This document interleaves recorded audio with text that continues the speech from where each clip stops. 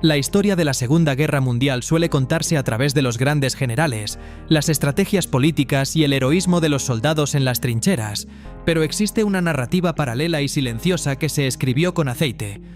engranajes y neumáticos de caucho sintético. En un conflicto de escala global donde la logística era la diferencia entre la vida y la muerte, la capacidad de mover tropas, suministros y armamento a través de terrenos impracticables se convirtió en el factor determinante que inclinó la balanza hacia la libertad o la tiranía. No estamos hablando de los tanques más pesados o de los aviones de caza más veloces, sino de los verdaderos caballos de batalla, esos vehículos útiles, robustos y, a menudo, humildes que mantuvieron las líneas de suministro abiertas cuando todo lo demás fallaba. Analizar los 10 autos más útiles de este periodo es reconocer que la ingeniería automotriz fue el sistema circulatorio de los ejércitos, permitiendo que la voluntad de las naciones se materializara en cada rincón del planeta, desde las arenas del norte de África hasta las estepas heladas de la Unión Soviética. Acompañarnos en este recorrido es ser testigos de cómo el ingenio humano bajo presión extrema creó herramientas que no solo ganaron batallas, sino que redefinieron para siempre el concepto de movilidad terrestre en la era moderna. Antes de que pongamos en marcha los motores de estas leyendas de acero, asegúrate de suscribirte al canal y darnos un buen me gusta. Es la única forma de que este algoritmo nos permita seguir rescatando del olvido las máquinas que realmente decidieron el destino de la humanidad en los momentos más oscuros. Iniciamos este conteo estratégico con nuestra posición número 10. El Volkswagen Kübelwagen de 1940, el vehículo ligero de transporte más icónico del ejército alemán, que demostró que la simplicidad mecánica podía ser un arma de doble filo en el campo de batalla. Diseñado por Ferdinand Porsche sobre la base del coche del pueblo, el escarabajo, el Kübelwagen nació de la necesidad imperiosa de la Wehrmacht de contar con un transporte ágil, extremadamente barato de producir y capaz de operar en condiciones donde los camiones pesados y los caballos se hundían irremediablemente en el fango. A pesar de no contar con una tracción en las 4 ruedas como su contraparte americana, su ligereza extrema, su piso totalmente plano y su motor de 4 cilindros refrigerado por aire lo hacían sorprendentemente capaz en terrenos difíciles, ya que al no necesitar agua para el radiador, era totalmente inmune al congelamiento de los inviernos rusos o a la evaporación crítica bajo el calor asfixiante del desierto líbico. El Kübelwagen fue el visitante más recurrente de todas las líneas de frente alemanas. Una máquina que se fabricó en más de 50.000 unidades y que se convirtió en la oficina móvil, la ambulancia improvisada y el enlace de reconocimiento de miles de oficiales que confiaron su movilidad a una estructura de chapa estampada que a simple vista parecía más un juguete de hojalata que un instrumento de guerra serio. Lo que hacía que el Kübelwagen fuera una pieza de valor incalculable para las fuerzas del eje era su facilidad de mantenimiento en condiciones deplorables, permitiendo que los propios soldados realizaran reparaciones críticas con herramientas básicas en medio de la nada,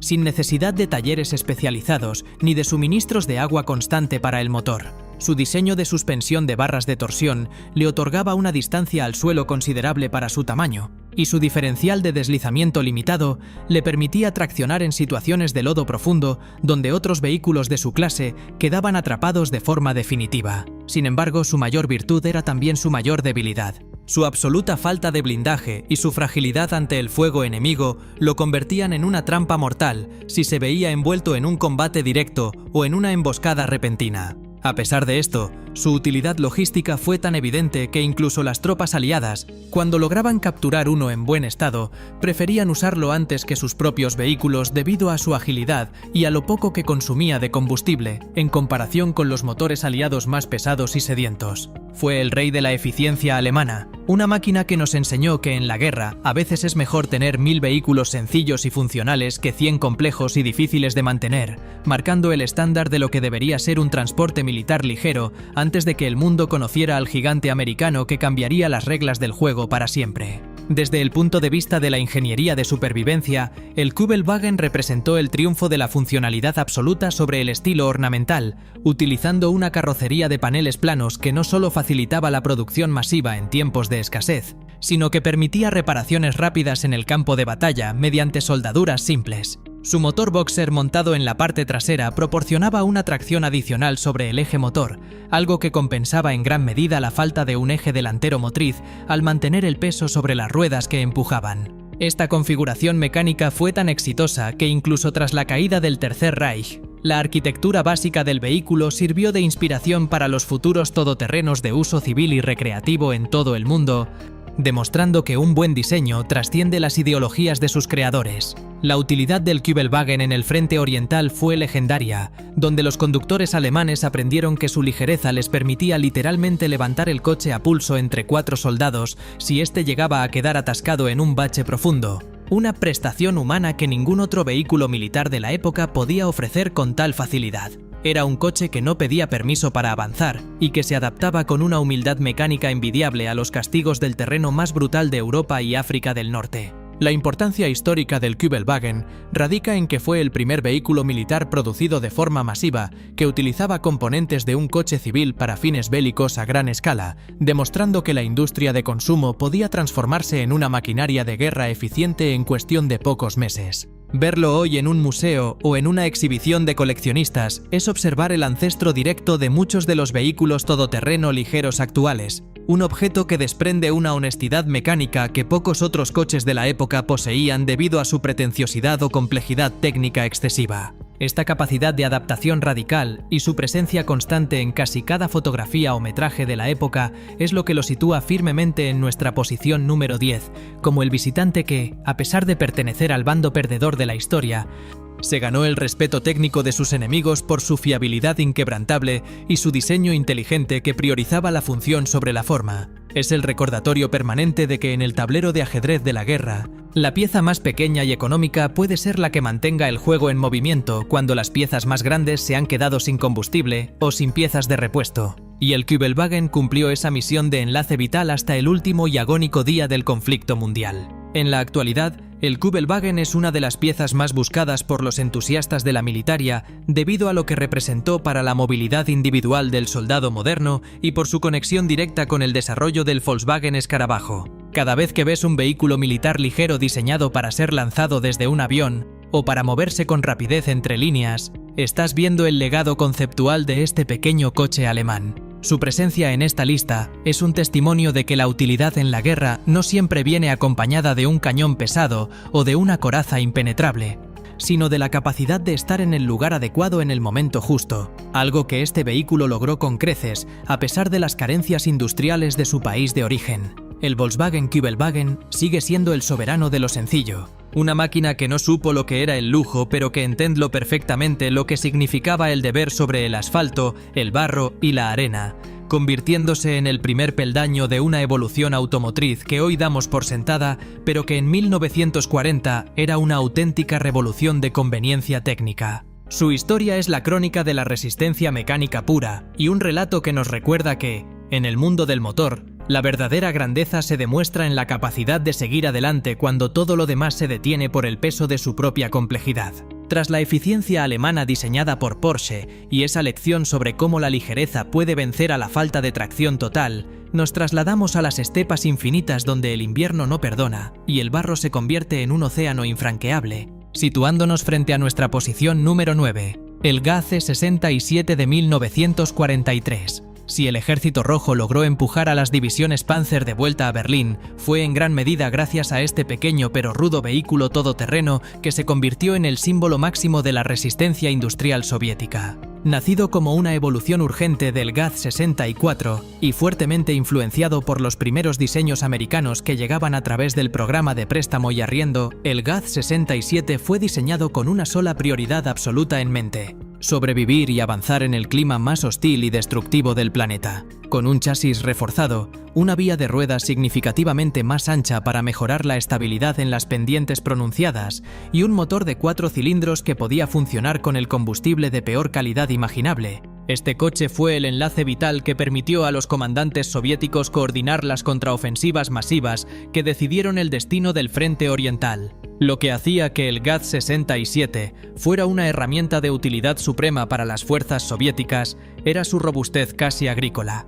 No era una máquina sofisticada de precisión, sino una herramienta de hierro y acero bruto diseñada para ser maltratada por soldados que no tenían tiempo para sutilezas mecánicas ni acceso a repuestos delicados. Podía vadear ríos congelados, escalar colinas llenas de nieve profunda y remolcar piezas de artillería ligera a través de bosques cerrados donde ningún otro vehículo se atrevía a entrar por miedo a quedar atrapado para siempre. Su diseño era tan espartano y básico que carecía de puertas o de cualquier tipo de confort para sus ocupantes, pero a cambio ofrecía una tracción en las 4 ruedas que se volvió legendaria entre las tropas del Este por su capacidad de tracción constante. Los soldados que lo operaban sabían perfectamente que, aunque el Gaz no fuera el coche más cómodo ni el más rápido del mundo, siempre arrancaba, incluso cuando el aceite se congelaba en los cárteres de los vehículos enemigos y las baterías alemanas morían bajo el frío polar. Fue el rey de la resistencia proletaria, una máquina que nos enseñó que la verdadera utilidad en la guerra no se mide en caballos de fuerza teóricos, sino en la capacidad de seguir avanzando cuando la naturaleza misma parece haber tomado partido en el conflicto, convirtiendo cada kilómetro de barro recorrido en una victoria estratégica sobre la geografía. Desde el punto de vista de la ingeniería de supervivencia en condiciones extremas, el Gaz 67 representó el triunfo definitivo de la funcionalidad sobre cualquier pretensión estética, utilizando piezas comunes de los camiones de carga Gaz para asegurar que nunca faltaran componentes de reemplazo en el frente de batalla. Su capacidad para ser reparado con un simple martillo, un soplete y un poco de ingenio, en medio de un bosque ruso, lo hacía infinitamente más útil para la causa aliada que los complejos vehículos de mando europeos, que requerían especialistas técnicos y piezas de alta precisión fabricadas en ciudades lejanas. Fue el visitante más ruidoso, constante y humeante de las carreteras improvisadas que llevaban la guerra hacia el oeste, una máquina que no supo elegir entre ser un coche de reconocimiento o un tractor de tiro y que terminó convirtiéndose en el ejemplo más famoso de lo que ocurre cuando una nación entera enfoca su producción industrial en crear algo que sea, sencillamente, indestructible ante el castigo humano y ambiental. Su presencia en nuestra lista es fundamental porque representa la mitad de la victoria aliada en Europa, siendo el motor incansable que movió al gigante soviético a través del fango, la ceniza y la nieve hasta las puertas mismas del edificio del Reichstag en Berlín. La trascendencia histórica del Gaz 67 radica en que sentó las bases inamovibles de la industria de vehículos todoterreno en la Unión Soviética,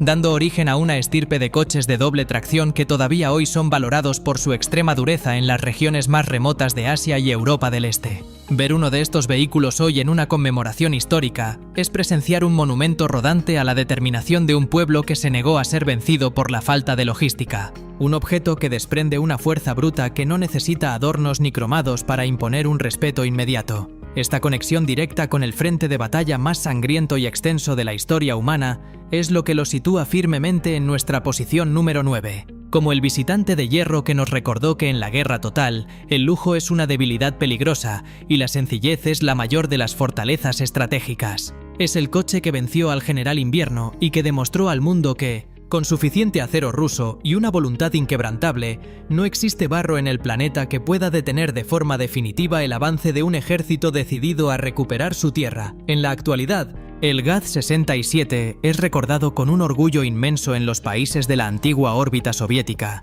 siendo el protagonista de innumerables películas y monumentos que celebran la victoria sobre el fascismo. Su legado técnico se puede rastrear en los modernos vehículos militares de Rusia, que siguen priorizando esa capacidad de operar en temperaturas extremas y con mantenimientos mínimos que el Gaz perfeccionó bajo el fuego enemigo. Su inclusión en este conteo es un acto de justicia para una máquina que, aunque carecía del glamour de los jeeps americanos, cumplió una labor igual de titánica en el teatro de operaciones más hostil de la Segunda Guerra Mundial. El Gaz 67 sigue siendo el soberano de la estepa, una máquina que no pidió clemencia al terreno y que entendió que su única misión era avanzar hacia adelante sin importar cuánta nieve tuviera que aplastar o cuánto lodo tuviera que tragar en el camino hacia la victoria final. Su historia es la crónica de una herramienta que se convirtió en leyenda a base de pura terquedad mecánica y un recordatorio de que, a veces, el vehículo más útil es aquel que simplemente se niega a dejar de funcionar cuando todos los demás ya se han rendido ante el frío.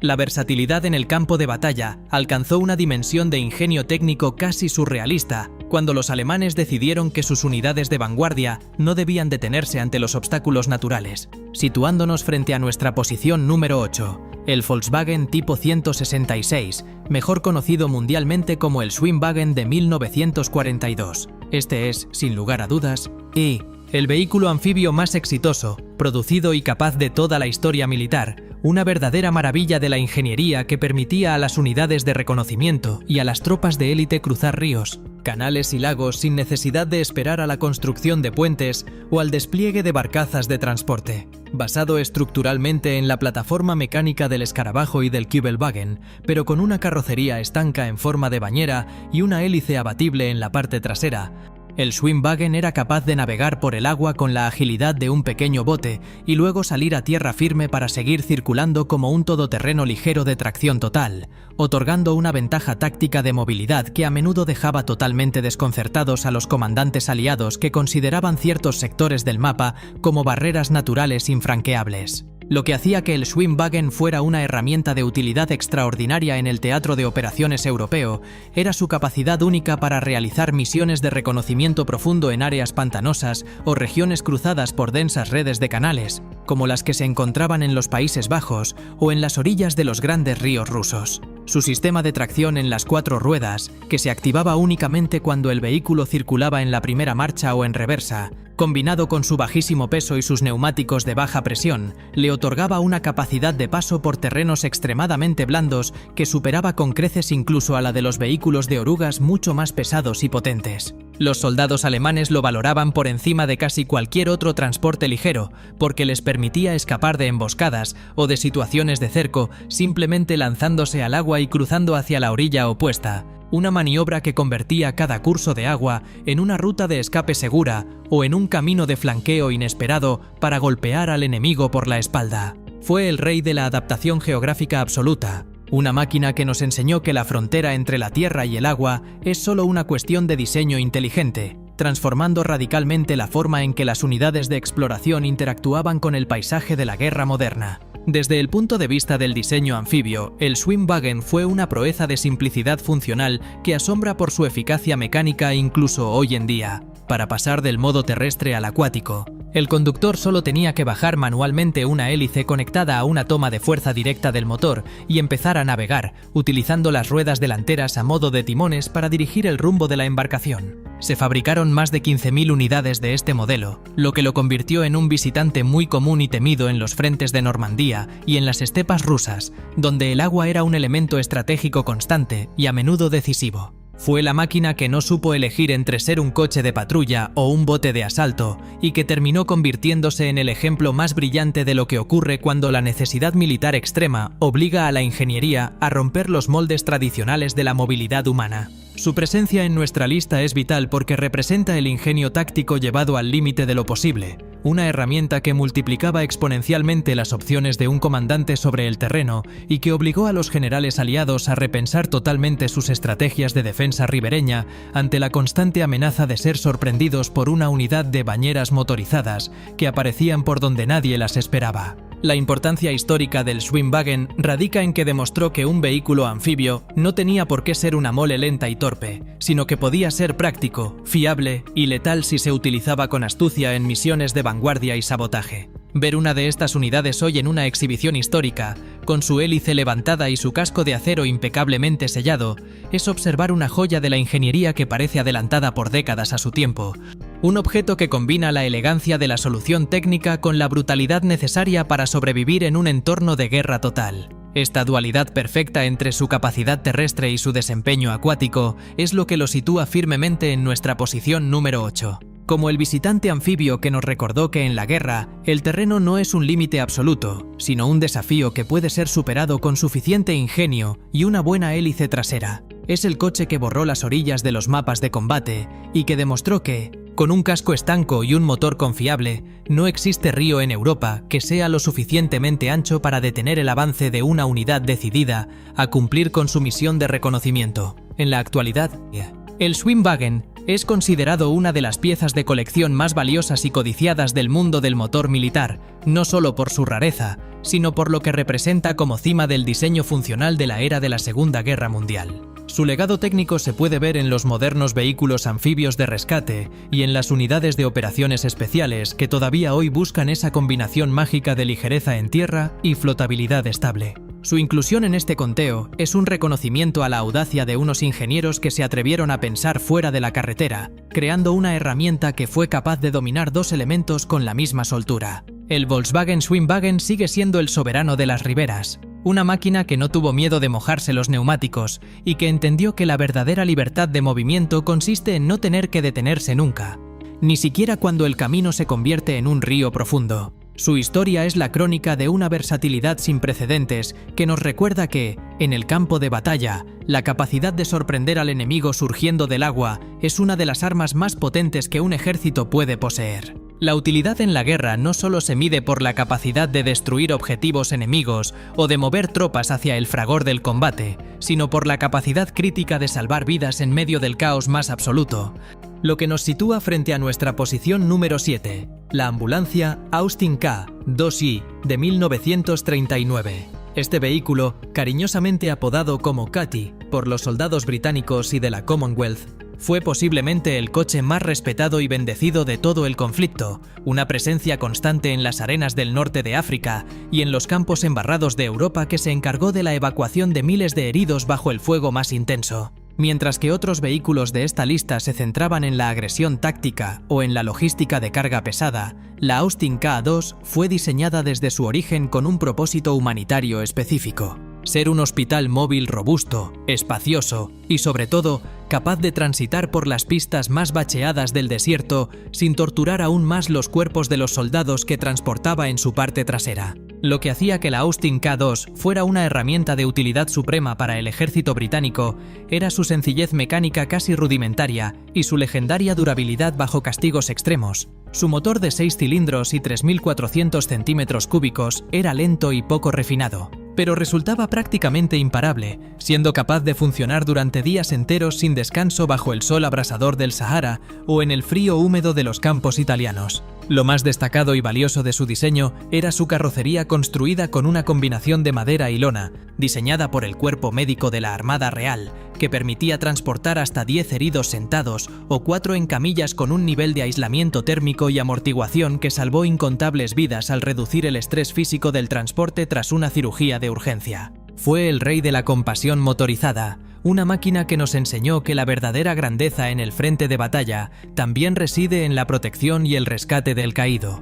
convirtiendo cada viaje de regreso desde la primera línea en una misión de esperanza para aquellos hombres que pensaban que su guerra había terminado de la peor manera posible. Desde el punto de vista del servicio militar y su impacto cultural, la Austin K2 se hizo mundialmente famosa por ser el vehículo que la entonces princesa Isabel, hoy recordada por la historia como la reina Isabel II, aprendió a conducir y a reparar mecánicamente durante su servicio en el Servicio Territorial Auxiliar, demostrando que incluso la realeza confiaba plenamente en la robustez y la importancia de este camión ligero. Se fabricaron más de 13.000 unidades de este modelo, y su silueta cuadrada y alta, con la gran cruz roja pintada de forma prominente en los costados blancos o color arena, se convirtió en el visitante más sagrado y esperado de los campos de batalla, un objeto que a menudo era respetado incluso por los pilotos de la Fuerza Aérea enemiga debido a su función puramente médica y no combatiente. Fue la máquina que no supo elegir entre ser un camión de suministros o una sala de urgencias de vanguardia y que terminó convirtiéndose en el ejemplo más noble de lo que ocurre cuando la industria automotriz se pone enteramente al servicio de la medicina en los tiempos más oscuros y violentos de la humanidad moderna. La importancia histórica de la Austin K2 radica en que estableció los protocolos y los estándares modernos de evacuación médica motorizada que todavía se utilizan hoy en día en las zonas de conflicto internacional por las organizaciones de socorro. Ver una de estas ambulancias hoy en un desfile conmemorativo, con su pintura color desierto y su interior espartano pero pulcro, es observar un monumento rodante a la resiliencia británica y al valor incalculable de los conductores que arriesgaron sus vidas sin portar armas para traer a sus compañeros heridos de vuelta a la seguridad de la base. Esta conexión emocional profunda con el alivio del sufrimiento humano es lo que la sitúa firmemente en nuestra posición número 7, como el visitante de la Cruz Roja que nos recordó a todos que en la guerra, la victoria final también se cuenta en el número de vidas que se logran arrancar de las garras de la muerte gracias a un buen motor. Es el coche que fue un ángel en medio del infierno y que demostró que, con una mecánica confiable y un espacio bien aprovechado, se puede vencer al tiempo en la carrera más importante de todas, la carrera por la supervivencia. En la actualidad, las unidades supervivientes de Cathy son cuidadas con un celo casi religioso por coleccionistas que entienden que este vehículo porta una carga emocional que ningún tanque o avión de caza puede igualar. Su legado técnico influyó en el diseño de las ambulancias militares posteriores, priorizando la facilidad de acceso y la ventilación del habitáculo sanitario que la Austin perfeccionó durante los años 40. Su inclusión en este conteo es un acto de justicia y respeto para una máquina que, sin disparar una sola bala, fue determinante para mantener la moral de las tropas aliadas en los momentos de mayor duda y desesperanza. La Austin K2. Y sigue siendo el soberano de la misericordia en el asfalto, una máquina que no buscó la gloria en el combate pero que la encontró en el agradecimiento silencioso de los miles de soldados que despertaron en un hospital gracias a que ella nunca se detuvo ante el lodo o la arena. Su historia es la crónica de una utilidad que trasciende lo militar para entrar en el terreno de lo humano, recordándonos que, a veces, el vehículo más útil de una guerra es aquel que se dedica exclusivamente a limpiar las heridas que otros han causado. Tras el esfuerzo humanitario de la ambulancia británica y esa lección sobre cómo la compasión mecánica puede salvar a un ejército, nos movemos hacia la verdadera columna vertebral logística que permitió a los aliados cruzar el continente europeo y ganar la carrera contra el tiempo, situándonos frente a nuestra posición número 6, el GMC CCKU 352, mejor conocido universalmente por los soldados como el Jimmy, o simplemente el 2,5. Si existe un vehículo que personifica de manera brutal el poder industrial desmedido y la capacidad de organización de los Estados Unidos durante el conflicto, es este camión de carga de 2,5 toneladas con tracción en sus 6 ruedas que se convirtió en la herramienta más útil, omnipresente e indispensable de la victoria aliada en todos los frentes.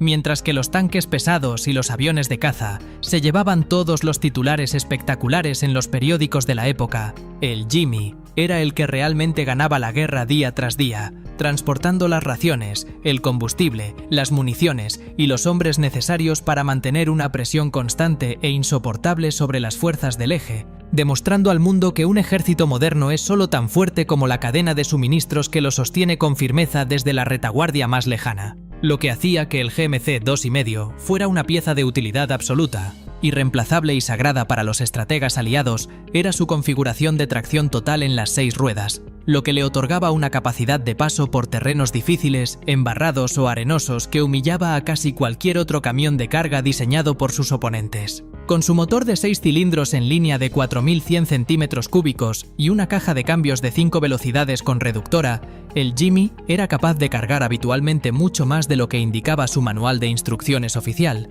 moviendo toneladas de equipo crítico a través del barro profundo de las carreteras de Francia tras el desembarco o las arenas movedizas de las islas del Pacífico sin quejarse ni detenerse ante los obstáculos. Fue el protagonista indiscutible y el alma del famoso Red Ball Express, aquel convoy de suministros ininterrumpido que alimentó el avance vertiginoso del general Patton hacia el corazón de Alemania,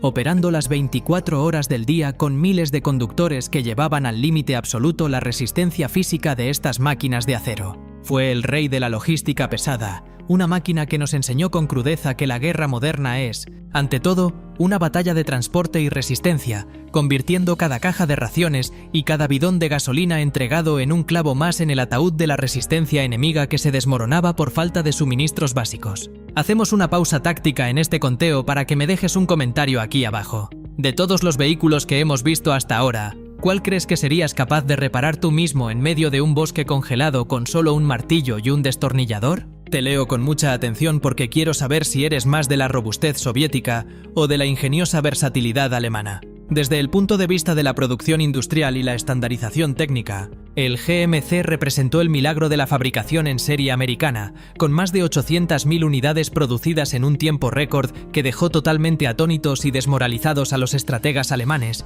quienes todavía dependían en una medida alarmante de los caballos de tiro para su logística interna. La utilidad suprema de este camión radicaba en su versatilidad extrema. Su chasis estandarizado servía de base para una infinidad de variantes, incluyendo camiones de bomberos, talleres mecánicos móviles, cocinas de campaña, volquetes para la construcción de aeródromos y unidades de purificación de agua, adaptándose a cualquier necesidad desesperada que surgiera en el frente con una sencillez y eficacia pasmosas. Los soldados americanos sabían perfectamente que donde hubiera un Jimmy asomando por el horizonte, habría suministros, comida caliente y municiones, lo que convertía a este camión en el visitante más reconfortante y esperado de las líneas de vanguardia, un objeto de hierro, lona y caucho que simbolizaba la superioridad material aplastante de una nación que había decidido poner toda su capacidad fabril al servicio de la causa de la libertad global. Fue la máquina que no supo elegir entre ser un transporte de tropas o una central de suministros móvil y que terminó convirtiéndose en el ejemplo más contundente de lo que ocurre cuando la logística se convierte en una ciencia exacta aplicada con éxito al campo de batalla más grande de la historia. La importancia histórica del GMC 2,5 radica en que estableció de manera definitiva el estándar de diseño para los camiones militares modernos de transporte que todavía se utilizan hoy en día en prácticamente todos los ejércitos del mundo que aspiran a una movilidad real. Ver uno de estos camiones hoy en una conmemoración, con su imponente silueta verde oliva y el característico sonido rítmico de su motor de gasolina, es observar el motor que realmente aplastó la logística del Tercer Reich mediante la pura saturación de materiales y la velocidad de entrega. Esta capacidad de mover montañas enteras de equipo a través de un continente devastado es lo que lo sitúa firmemente en nuestra posición número 6, como el visitante de carga pesada que nos recordó a todos que sin transporte eficiente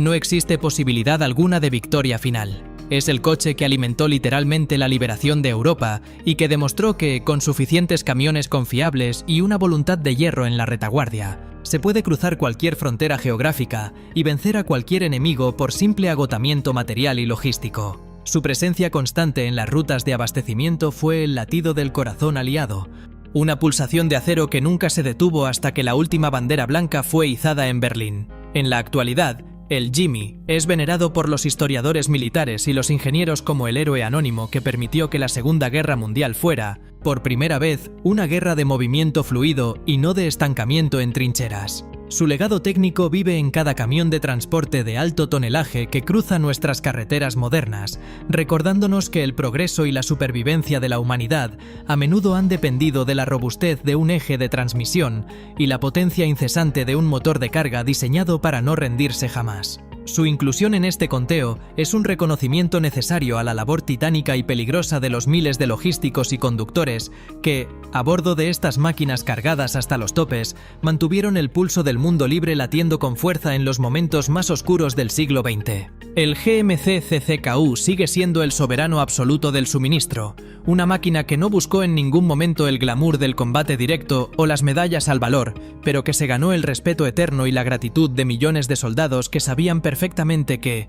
sin el 2,5, el camino hacia la paz habría sido mucho más largo, solitario y amargo de recorrer. Es impresionante pensar que, incluso décadas después de terminada la contienda, muchas unidades de este camión siguieron trabajando en tareas civiles de reconstrucción por toda Europa, ayudando a levantar de nuevo las ciudades que habían ayudado a liberar. El Jimmy era tan sencillo de operar y tan agradecido con el mantenimiento básico que se convirtió en la herramienta favorita de los agricultores y constructores de la posguerra, alargando su vida útil mucho más allá de lo que sus diseñadores en Detroit habían previsto originalmente. Esta longevidad es la prueba final de su utilidad. Un vehículo que nació para la guerra pero que fue lo suficientemente noble como para servir en la paz con la misma eficiencia. Su silueta es, para muchos veteranos, el símbolo mismo de la llegada de la ayuda y el final del sufrimiento. Un gigante de 6 ruedas que cargaba sobre sus hombros de metal el peso de la esperanza de todo un continente. Por eso, el GMC ocupa este lugar privilegiado, recordándonos que en el gran teatro de la guerra, el que lleva el pan y las balas es tan importante como el que las dispara,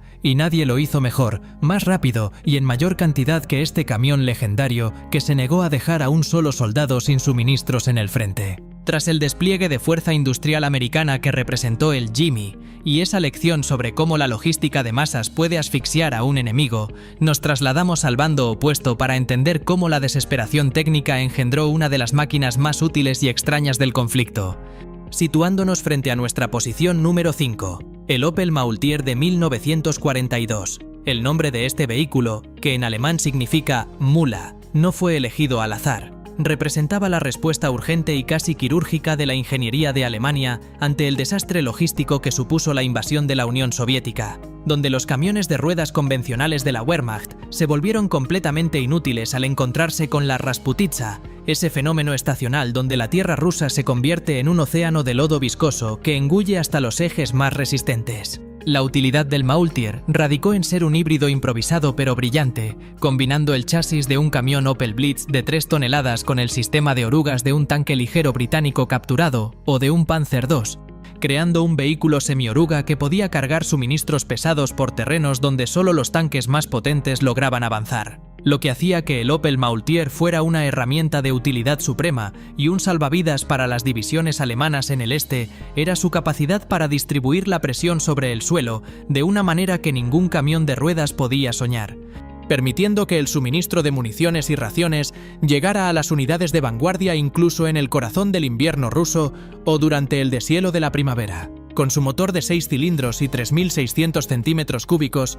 el Maultier no era una máquina de velocidad, sino un animal de carga incansable que sacrificaba la rapidez en carretera por una tracción mecánica absoluta en el fango y la nieve. Fue el rey de la adaptación forzada, una máquina que nos enseñó que en la guerra, la elegancia del diseño debe rendirse ante la brutalidad de la geografía, convirtiendo un camión de reparto civil en un híbrido de combate capaz de arrastrar piezas de artillería o actuar como lanzacohetes múltiple en las condiciones más extremas imaginables. Los soldados alemanes lo veían como su única garantía de no morir de hambre o falta de parque en la inmensidad de la estepa, otorgándole al Maultier un estatus de respeto que pocos vehículos auxiliares lograban alcanzar en un ejército tan jerarquizado y tecnificado. Desde el punto de vista de la ingeniería de crisis y la producción de guerra, el Maultier representó la capacidad de los técnicos alemanes para reciclar componentes y crear soluciones híbridas en un momento en que los recursos empezaban a escasear de forma alarmante. En lugar de diseñar un vehículo nuevo desde cero, lo que habría tomado años, simplemente cortaron la parte trasera de sus camiones estándar y les injertaron trenes de rodaje de orugas. Esta versatilidad estructural permitió que se fabricaran más de 20.000 unidades de diversas variantes, incluyendo versiones blindadas conocidas como el Panzerwerfer 42, que lanzaba ráfagas de cohetes Nebelwerfer mientras se desplazaba por terrenos impracticables para la artillería remolcada tradicional. La utilidad de este vehículo radicaba en que permitía una movilidad táctica que el enemigo soviético a menudo no esperaba de las unidades de suministro alemanas, convirtiendo a la mula de Opel en el visitante más ruidoso y persistente de las rutas de abastecimiento del frente oriental, un objeto de hierro y caucho que simbolizaba la lucha desesperada de una maquinaria militar que intentaba no ser devorada por el barro ruso. Fue la máquina que no supo elegir entre ser un camión de carga o un tanque de apoyo y que terminó convirtiéndose en el ejemplo más claro de lo que ocurre cuando la ingeniería de vanguardia debe recurrir a la improvisación más ruda para no colapsar ante la magnitud de un territorio hostil. La importancia histórica del Opel Maultier radica en que fue el precursor de muchos conceptos modernos de vehículos de transporte sobre orugas y semiorugas que hoy se utilizan en aplicaciones árticas o de rescate en terrenos extremos. Ver uno de estos vehículos hoy en una reconstrucción histórica o en un museo especializado, con sus orugas metálicas tintineando y su cabina de camión convencional, es observar el resultado de un choque frontal entre la civilización industrial europea y la naturaleza salvaje e indomable de Eurasia. Esta capacidad de hibridación técnica para superar obstáculos geográficos insuperables es lo que lo sitúa firmemente en nuestra posición número 5, como el visitante de tracción mixta que nos recordó que en la guerra, el vehículo más útil no es necesariamente el más avanzado tecnológicamente, sino el que es capaz de llegar a su destino cuando todos los demás han quedado abandonados en la cuneta. Es el coche que intentó salvar la logística de un imperio que se desmoronaba y que demostró que, con un par de orugas y un motor fiable, se puede desafiar al barro más traicionero del mundo, aunque sea solo por un tiempo limitado antes de que la superioridad material del oponente termine por imponerse. En la actualidad, el Maultier es una de las piezas más raras y valoradas por los entusiastas de la mecánica de guerra debido a su complejidad visual y a lo que representó como solución de emergencia ante el fracaso de la movilidad sobre ruedas. Su legado técnico influyó en el desarrollo de los transportes de tropas blindados de la posguerra y en la comprensión de que la presión sobre el suelo es el factor crítico para la movilidad en terrenos blandos. Una lección que la ingeniería alemana aprendió de la forma más dura y sangrienta posible en las llanuras de Ucrania y Rusia. Su inclusión en este conteo es un reconocimiento a la tenacidad de los mecánicos y diseñadores que, bajo una presión asfixiante, lograron crear una herramienta que extendió la capacidad operativa de sus ejércitos mucho más allá de lo que la lógica permitía. El Opel Maultier sigue siendo el soberano de la improvisación pesada, una máquina que no buscó la elegancia pero que encontró la utilidad en el punto exacto donde la carretera terminaba y el caos comenzaba, ganándose un lugar en la historia como la mula, que cargó con el peso de una guerra que se perdió precisamente por los mismos problemas de logística que ella intentó solucionar. Es fascinante notar que, a pesar de su origen como una solución de parche, el Maultier resultó ser tan efectivo que se mantuvo en producción activa hasta que las fábricas fueron bombardeadas o capturadas, demostrando que la necesidad es realmente la madre de la invención. Muchos veteranos recordaban al Maultier como el único vehículo capaz de sacar a otros camiones de los atolladeros, convirtiéndose en el remolcador no oficial de las divisiones de infantería motorizada.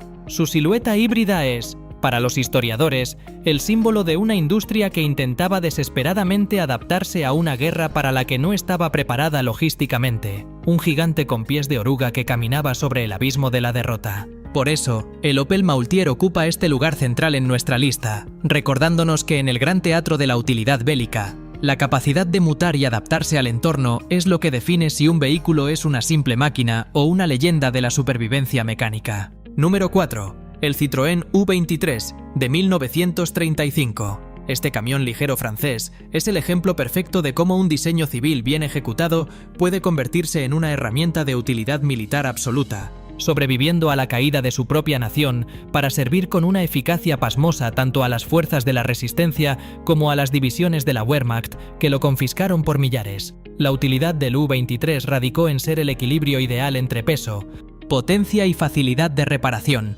convirtiéndose en el estándar del transporte ligero en un continente donde las piezas de repuesto eran un lujo y las carreteras estaban destrozadas por los bombardeos constantes, lo que hacía que el Citroën U23 fuera una herramienta de utilidad suprema y un verdadero superviviente del asfalto era su motor de 4 cilindros y 1911 centímetros cúbicos, el mismo bloque legendario que daba vida al famoso Traction Avant, lo que garantizaba una fiabilidad mecánica que muy pocos vehículos de carga de la época podían igualar bajo presión. Con una capacidad de carga oficial de 1.500 unidades de peso, este camión era el rey de la distribución capilar, moviendo suministros médicos, raciones frescas y correos a través de las rutas secundarias de Francia, Bélgica y los Países Bajos, donde los grandes convoyes americanos o alemanes no podían maniobrar con soltura. Fue el visitante más silencioso y constante de los pueblos ocupados, una máquina que nos enseñó que en la guerra, la discreción y la economía de combustible son a menudo tan valiosas como el blindaje pesado, permitiendo que la logística de pequeña escala mantuviera con vida a comunidades enteras y a unidades militares aisladas en el corazón del territorio enemigo. Desde el punto de vista de la ingeniería de ocupación y el uso de recursos capturados,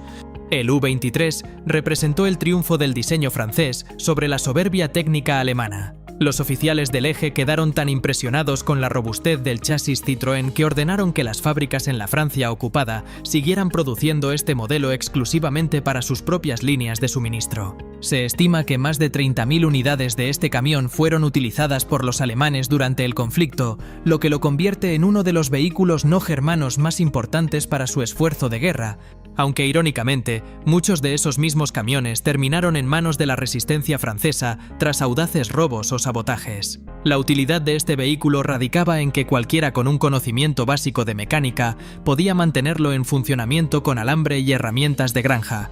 convirtiendo al Citroën en el caballo de tiro universal de una Europa que se desangraba, pero que necesitaba seguir moviéndose para no colapsar definitivamente bajo el peso de la falta de suministros básicos. La importancia histórica del Citroën U23 radica en que fue el precursor de la filosofía de transporte ligero europeo que dominó la posguerra, influyendo directamente en el desarrollo de furgonetas y camiones pequeños que reconstruyeron el continente. Ver uno de estos camiones hoy en una película de época o en un museo de la liberación, con su característica cabina redondeada y sus guardabarros prominentes, es observar el rostro civil de la guerra, un objeto que desprende una nostalgia mecánica que nos recuerda que detrás de los grandes movimientos de tanques había miles de camiones pequeños haciendo el trabajo sucio y necesario. Esta capacidad de servicio incondicional a cualquier bando que tuviera las llaves es lo que lo sitúa firmemente en nuestra posición número 4. Como el visitante de carga ligera que nos recordó que en la guerra, el vehículo más útil es aquel que es capaz de trabajar para el amigo y para el enemigo con la misma lealtad mecánica, siempre y cuando haya un poco de gasolina en el depósito y un conductor decidido al volante.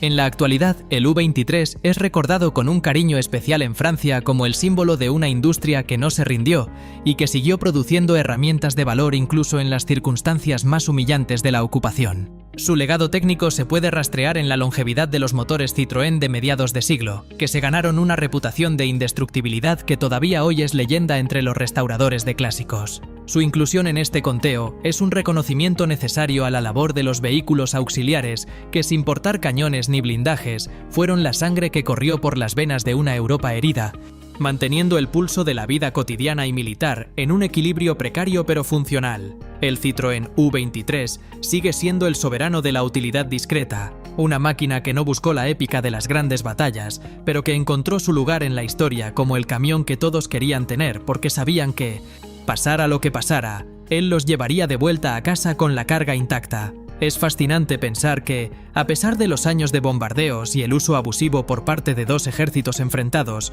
muchos de estos camiones siguieron prestando servicio en las granjas francesas hasta bien entrada la década de los 60, demostrando que su diseño original de 1935 era mucho más avanzado y resistente de lo que sus contemporáneos creían. Muchos veteranos de la resistencia recordaban al Citroën como el vehículo perfecto para las operaciones nocturnas, gracias a un motor que podía ser afinado para ser sorprendentemente silencioso, permitiendo acercarse a los puestos de control alemanes sin ser detectados hasta el último momento. Su silueta es, para los historiadores del transporte, el símbolo de una versatilidad que salvó vidas y facilitó la logística de guerrilla en un grado que pocos vehículos de propósito puramente militar lograron alcanzar. Por eso, el Citroën U-23 ocupa este lugar privilegiado, recordándonos que en el gran teatro de la utilidad bélica, a veces el mejor soldado es aquel que sabe pasar desapercibido mientras cumple con la tarea más pesada y peligrosa de todas. Número 3.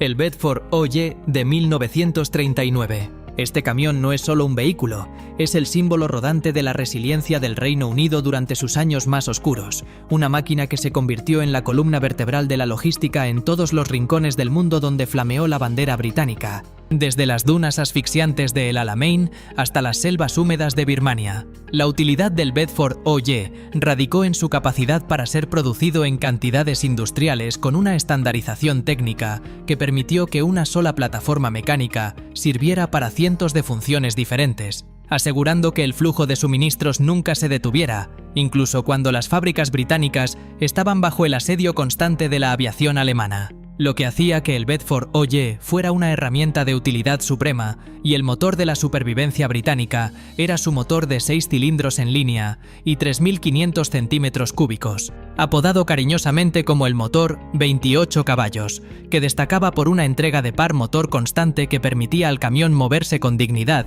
incluso cuando estaba cargado muy por encima de su límite legal de 3 toneladas. Este camión fue el visitante más incansable de los puertos de desembarco y de las bases aéreas de la Real Fuerza Aérea, una máquina que nos enseñó que en la guerra total, la estandarización es la mejor amiga del soldado, permitiendo que las piezas de un camión cisterna en Egipto sirvieran perfectamente para reparar un camión de transporte de tropas en los acantilados de Dover. Fue el rey de la polivalencia mecánica, una máquina que no supo elegir entre ser un transporte de raciones o un remolcador de artillería, y que terminó convirtiéndose en el ejemplo más brillante de cómo el diseño industrial británico pudo adaptarse a las exigencias brutales de un conflicto que no daba tregua ni respiro. Desde el punto de vista de la ingeniería de combate y la versatilidad de chasis, el Bedford representó el triunfo de la planificación centralizada. Se fabricaron más de 70.000 unidades de la variante OJD, la versión militar simplificada que eliminaba cualquier adorno superfluo para maximizar la velocidad de ensamblaje.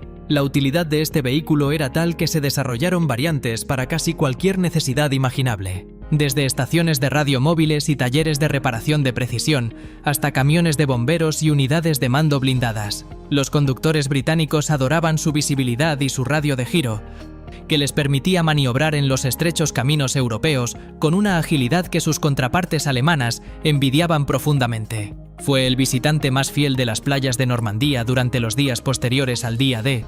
un objeto de acero y madera que simbolizaba la determinación de una nación que había puesto su ingenio mecánico al servicio de la victoria final, moviendo las montañas de equipo necesarias para que el general Montgomery pudiera ejecutar sus planes maestros de avance por el continente. La importancia histórica del Bedford Oye radica en que fue el vehículo que permitió al ejército británico mecanizarse por completo, eliminando la dependencia de los caballos de tiro mucho antes que otros ejércitos europeos. Ver uno de estos camiones hoy, con su característica cabina de nariz achatada y su robusta caja de madera, es observar el rostro de la logística imperial, un objeto que desprende una fuerza tranquila y una fiabilidad que nos recuerda que las guerras se ganan en los muelles de carga, tanto como en las trincheras de primera línea. Esta capacidad de estar presente en cada escenario bélico del Imperio es lo que lo sitúa firmemente en nuestra posición número 3, como el visitante de carga media que nos recordó que la verdadera utilidad es aquella que no falla nunca, sin importar si el combustible es de mala calidad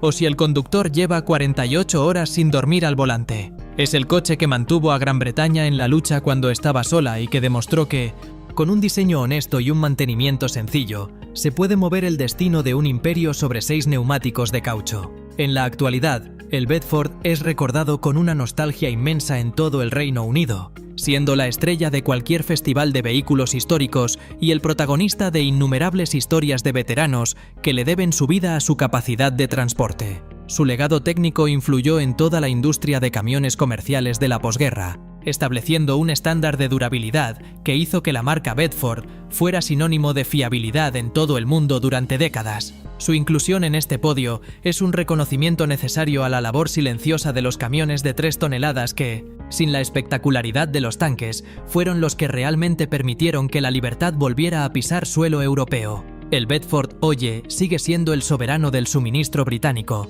una máquina que no buscó los laureles de la gloria, pero que se ganó un lugar eterno en la historia como el camión que cargó con el peso de la libertad a través de 3 continentes y 2 océanos. Es fascinante notar que el diseño del Bedford era tan avanzado para su tiempo que su configuración de cabina sobre el motor permitió un espacio de carga máximo en un chasis relativamente corto, una solución que hoy es el estándar en casi todos los camiones de reparto del planeta. Muchos soldados recordaban que el Bedford era capaz de subir pendientes que parecían imposibles para un vehículo de tracción simple, gracias a una distribución de pesos que mantenía la tracción en el eje trasero incluso en condiciones de barro extremo. Su silueta es, para los estudiosos de la logística, el símbolo de una eficiencia que no conoce fronteras. Un gigante de hierro que fue capaz de alimentar a ejércitos enteros mientras el mundo se desmoronaba a su alrededor. Por eso, el Bedford ocupa este lugar de honor, recordándonos que en el gran teatro de la utilidad bélica, la constancia y la polivalencia son las llaves que abren la puerta de la victoria definitiva.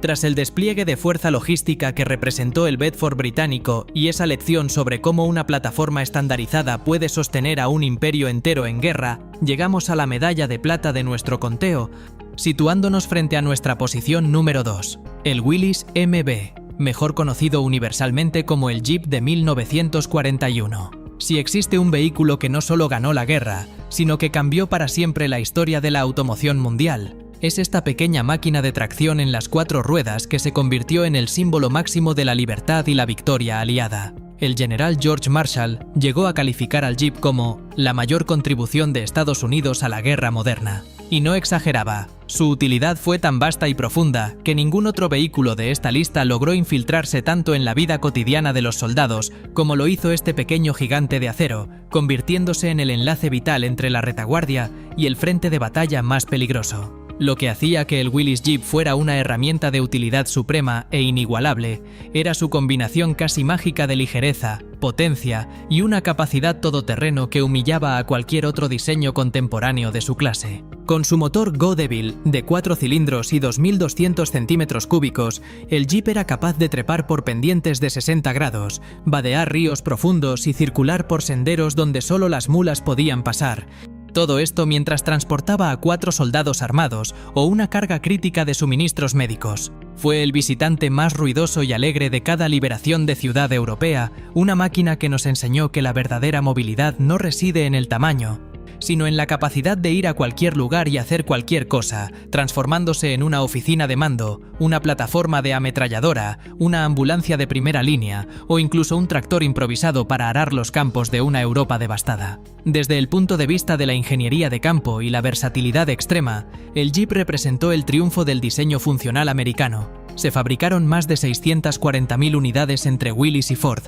lo que permitió que hubiera un jeep por cada unidad pequeña del ejército aliado, garantizando una autonomía táctica sin precedentes en la historia militar. La utilidad de este vehículo radicaba en su capacidad para ser desmontado y encajado en cajas de madera para su transporte marítimo, o incluso para ser lanzado en paracaídas desde aviones de carga para apoyar a las tropas aerotransportadas en el corazón del territorio enemigo. Los soldados lo amaban porque era fácil de reparar con un trozo de alambre y una llave inglesa, y porque su diseño espartano sin puertas ni lujos innecesarios permitía saltar del vehículo en un segundo si se iniciaba un tiroteo. Fue el visitante más fiel de las playas de Normandía y de las selvas de Iwo Jima, un objeto de hierro y caucho que simbolizaba la agilidad de una democracia en armas que había decidido que ningún terreno sería obstáculo para su avance hacia la victoria final. La importancia histórica del Willys Jeep radica en que fue el padre biológico de todos los vehículos todoterreno modernos que disfrutamos hoy en día en el mundo civil. Sin el Jeep, marcas como Land Rover o Toyota simplemente no existirían tal como las conocemos. Ver uno de estos vehículos hoy, con su característica rejilla frontal de 7 ranuras y su silueta cuadrada e inconfundible, es observar el rostro mismo de la libertad motorizada. Un objeto que desprende una energía y una audacia que nos recuerda que las grandes hazañas a menudo se logran con las herramientas más pequeñas y robustas. Esta capacidad de estar presente en cada fotografía icónica de la victoria es lo que lo sitúa firmemente en nuestra posición número 2, como el visitante de enlace ligero que nos recordó que en la guerra, la velocidad de movimiento es la clave para desbordar al enemigo. Es el coche que mecanizó a la infantería y que demostró que, con un chasis corto y una caja de transferencia de 2 velocidades, se puede conquistar el mundo entero y volver a casa con la cabeza bien alta. En la actualidad, el Jeep es mucho más que un coche clásico. Es una leyenda cultural que sigue inspirando a millones de entusiastas de la aventura en todos los continentes. Su legado técnico influyó en cada aspecto de la tracción total moderna, estableciendo un estándar de durabilidad que hizo que la palabra Jeep se convirtiera en un sustantivo genérico para cualquier vehículo capaz de abandonar el asfalto. Su inclusión en este podio es un reconocimiento necesario a la labor de una máquina que, por su pura versatilidad, salvó incontables vidas y acortó la duración de la guerra al permitir una coordinación perfecta entre las unidades de combate. El Willys Jeep sigue siendo el soberano de la aventura militar. Una máquina que no buscó el refugio de los blindajes, pero que encontró su lugar en la historia, como el vehículo que cargó con la esperanza de todo el mundo libre sobre sus 4 pequeñas ruedas de caucho. Es fascinante notar que el diseño del Jeep era tan perfecto desde su nacimiento, que apenas sufrió modificaciones durante todo el conflicto, demostrando que cuando se tiene una buena idea mecánica, no hace falta retocarla bajo el fuego. Muchos veteranos recordaban que el Jeep era capaz de funcionar con casi cualquier tipo de aceite o combustible de baja calidad, sobreviviendo a climas que iban desde el frío ártico hasta el calor húmedo de Birmania con la misma tenacidad. Su silueta es, para los historiadores de la técnica, el símbolo de una eficiencia que no conoce límites, un pequeño gigante de acero que fue capaz de remolcar aviones, cargar camillas y servir de altar para las misas en el frente, todo en el mismo día. Por eso, el Jeep ocupa este lugar de honor, recordándonos que en el gran teatro de la utilidad bélica, la agilidad y la polivalencia son las armas más letalmente efectivas que un ejército puede desplegar sobre el campo de batalla. Número 1. El DUKW y el milagro del desembarco aliado.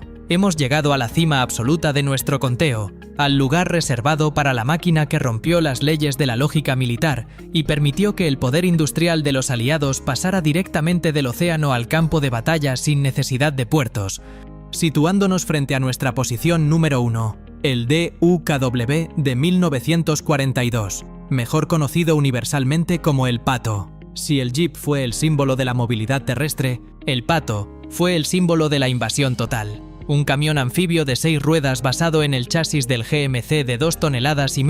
que fue capaz de transportar suministros, artillería y tropas desde los barcos de carga anclados en alta mar hasta el corazón mismo de las playas enemigas. Sin esta máquina, operaciones monumentales como el Día D en Normandía o los sangrientos desembarcos en las islas del Pacífico habrían sido logísticamente imposibles, convirtiendo a este híbrido de acero en el vehículo más útil, determinante y revolucionario de toda la Segunda Guerra Mundial. lo que hacía que el DUKW fuera una herramienta de utilidad suprema, y el número uno indiscutible de nuestra lista era su capacidad única para eliminar el cuello de botella que representaba la descarga de suministros en una costa hostil. Antes de su aparición, los barcos debían esperar a que se capturara un puerto o realizar transferencias manuales lentas y peligrosas en botes pequeños. Con el Pato, los suministros simplemente bajaban del barco al vehículo y este navegaba hasta la orilla. Salía del agua y conducía directamente hasta los depósitos en el interior del territorio, ahorrando miles de horas críticas bajo el fuego enemigo.